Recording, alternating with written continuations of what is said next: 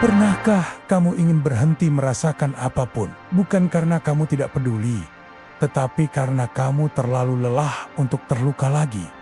Bukan lelah fisik, bukan juga sekadar sedih. Ini jenis kelelahan yang muncul setelah terlalu sering berharap, terlalu sering memahami, dan terlalu sering menahan diri. Di titik ini, banyak orang tidak ingin menjadi kuat. Mereka hanya ingin tenang, dan tanpa sadar, disinilah stoikisme sering disalahpahami.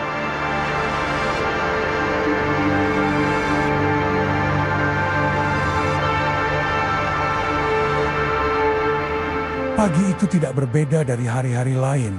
Matahari tetap terbit, rutinitas tetap berjalan. Namun entah mengapa dada terasa lebih sesak dari biasanya. Notifikasi ponsel datang tanpa henti.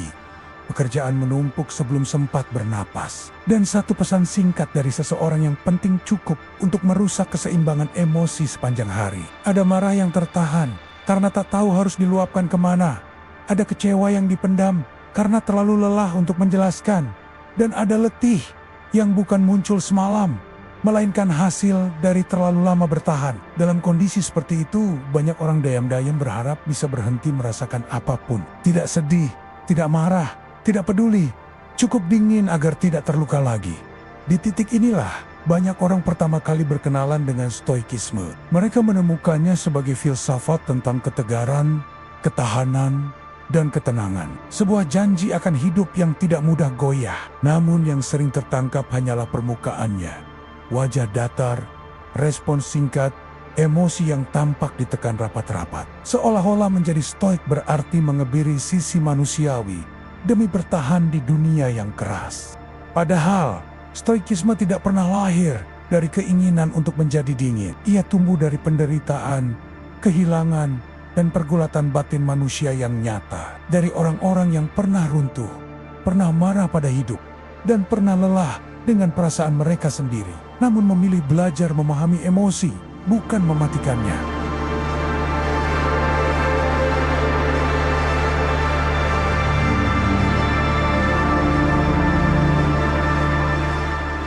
Ada anggapan bahwa emosi adalah kelemahan. Ketika seseorang menangis, ia dianggap rapuh. Ketika ia marah, ia dicap tidak dewasa. Maka ketenangan sering disalahartikan sebagai tidak adanya perasaan. Stoikisme pun ikut terseret dalam pemahaman keliru ini. Seorang pemula dalam stoikisme sering mencoba menahan emosi. Ia menggertakkan gigi saat sedih, menelan amarah, dan berpura-pura baik-baik saja. Namun, semakin ditekan, emosi justru semakin kuat. Bukan karena stoikisme gagal, melainkan karena ia dipraktikkan dengan cara yang salah. Para filsuf stoik tidak pernah meminta manusia berhenti merasakan. Mereka justru sangat memahami bahwa emosi adalah bagian tak terpisahkan dari hidup. Yang mereka pertanyakan bukanlah perasaan itu sendiri, melainkan penilaian di balik perasaan tersebut.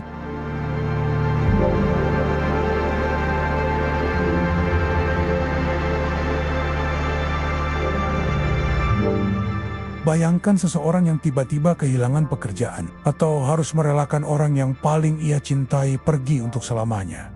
Kesedihan tidak datang dengan izin, ia hadir begitu saja.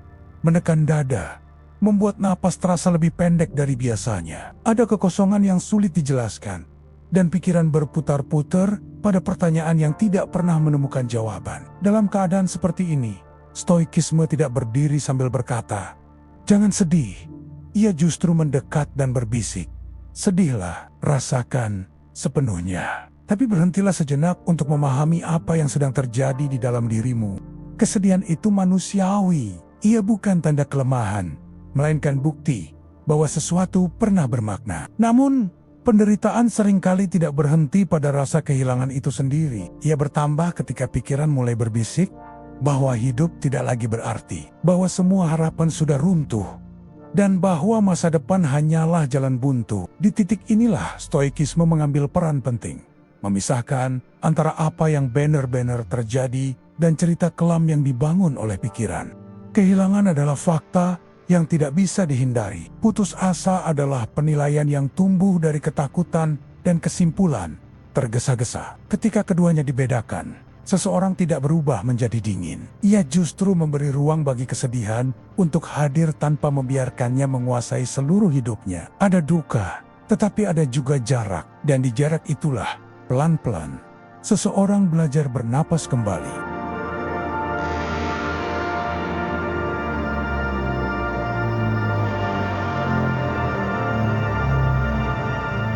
Pada suatu titik, seringkali setelah terlalu lelah bertarung dengan keadaan, seseorang mulai menyadari sesuatu yang sederhana namun menyakitkan. Sebagian besar kegelisahannya tidak lahir dari masalah itu sendiri, melainkan dari hal-hal yang sama sekali tidak berada dalam kendalinya. Pendapat orang lain yang terus berubah, masa lalu yang tak bisa diperbaiki, serta hasil akhir yang belum tentu sejalan dengan harapan. Semua itu berputar di kepala, menguras emosi tanpa pernah benar-benar memberi solusi. Dalam stoikisme, kesadaran ini dikenal sebagai dikotomi kendali. Sebuah pemisahan antara apa yang bisa kita pengaruhi dan apa yang harus kita lepaskan. Ketika perhatian perlahan dipindahkan ke wilayah yang benar-benar berada dalam kendali, cara berpikir, sikap batin, dan pilihan tindakan, sesuatu mulai berubah. Masalah tidak serta-merta lenyap, keadaan tetap sama, dan dunia tidak tiba-tiba menjadi lebih ramah. Namun beban emosional terasa berkurang, bukan karena hidup menjadi lebih mudah, melainkan karena energi tidak lagi terbuang untuk melawan hal-hal yang sejak awal memang mustahil dikendalikan. Di titik inilah ketenangan stoik sering disalahpahami sebagai sikap dingin atau tidak peduli. Padahal yang terjadi justru sebaliknya, ada kejernihan batin yang lahir dari penerimaan. Tanpa kehilangan kemauan untuk berusaha, ada kesadaran untuk terus melangkah. Namun tanpa menggantungkan harga diri pada hasil akhir. Bukan menyerah, bukan pula mengeras, melainkan belajar berdamai sambil tetap bergerak maju.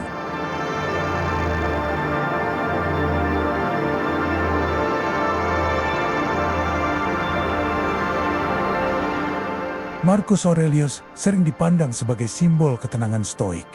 Seorang kaisar Romawi yang memimpin di tengah perang dan wabah. Namun, jika membaca catatan pribadinya, kita tidak menemukan sosok yang dingin. Kita menemukan manusia yang lelah, penuh keraguan, dan terus mengingatkan dirinya sendiri agar tetap berbuat baik. Ia menulis bukan untuk menunjukkan kekuatan, melainkan untuk bertahan. Catatan-catatan itu adalah dialog batin seorang manusia yang berusaha tetap waras di tengah kekacauan. Ini adalah stoikisme yang hidup, hangat, jujur, dan manusiawi.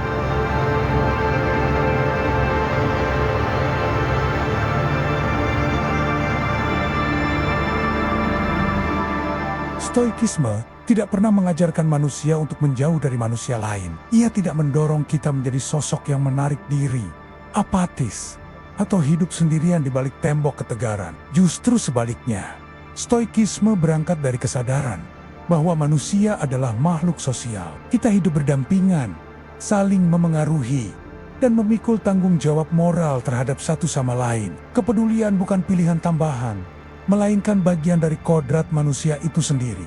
Namun, stoikisme dengan tegas membedakan antara peduli dan bergantung. Kita diajarkan untuk mencintai tanpa menguasai, hadir tanpa menuntut, dan membantu tanpa menggantungkan nilai diri pada balasan orang lain. Dalam bentuk kepedulian seperti ini, kasih sayang tidak berubah menjadi beban, dan perhatian tidak menjelma menjadi ketakutan akan kehilangan. Inilah kedewasaan emosional yang sering disalahpahami sebagai sikap dingin. Padahal sesungguhnya ia stabil, berakar, dan justru memungkinkan kita mencintai dengan lebih jernih.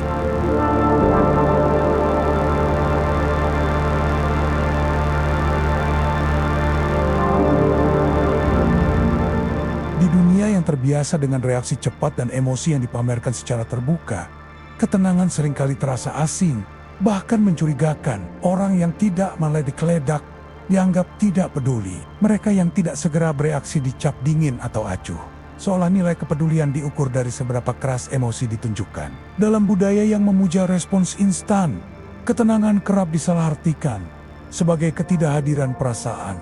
Padahal, diam seringkali bukan kekosongan, melainkan ruang. Sebuah jeda tempat seseorang mencoba memahami apa yang sebenarnya ia rasakan sebelum bertindak. Tidak bereaksi bukan berarti tidak tersentuh. Seringkali justru sebaliknya. Emosi dirasakan sepenuhnya, tetapi tidak langsung dilimpahkan pada dunia luar. Stoikisme mengajarkan pentingnya jarak kecil antara emosi dan tindakan. Sebuah ruang sunyi tempat kebijaksanaan perlahan muncul dan keputusan diambil dengan sadar. bukan dengan dorongan sesaat.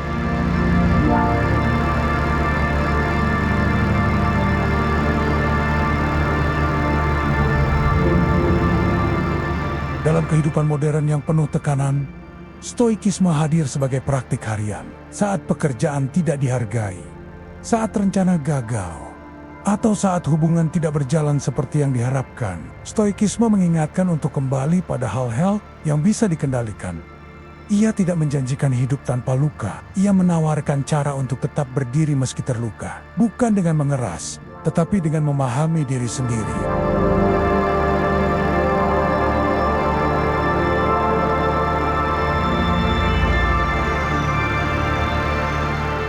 Stoikisme bukan tentang menjadi dingin atau menjauh dari kehidupan. Ia adalah seni menjaga kehangatan batin di tengah badai yang tidak bisa kita hindari. Seni menerima emosi sebagaimana adanya, tanpa menolaknya, tanpa pula diperbudak olehnya. Dalam stoikisme, menjadi tenang bukan berarti kehilangan rasa, melainkan memahami rasa dengan lebih jujur dan dewasa.